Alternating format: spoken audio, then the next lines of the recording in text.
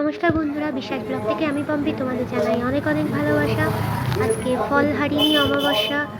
তো আমি সকালবেলায় আমার আসনে পুজো দিয়ে ফেলেছি, কারণ আমার ঘরে আদ্যা মা প্রতিষ্ঠিত বড় মা আছেন। তো ওনাদেরকে পুজো দিয়ে ফেলেছি, কিন্তু বিকালে উপোস করেছিলাম, তাই কাছাকাছি বাড়ির কাছেই একটা মন্দির আছে, তো সেখানে পুজো দিতে গেছিলাম। তো সবাই অনেকেই গেছিলো পরিচিতরা, তো সবাই দাঁড়িয়েছি লাইনে পুজো দেওয়ার জন্য।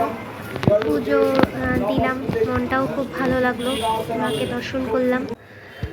আমার প্রিয় হনুমান দাদা, আমার শিব বাবা সবাই এখানে রয়েছেন। তো আমি এই মন্দিরে গেলে এদেরকে পুজো না দিয়ে আসি না, তো ওনাদেরকেও পুজো দিলাম, দিয়ে এবার বাড়ি ফিরে যাব।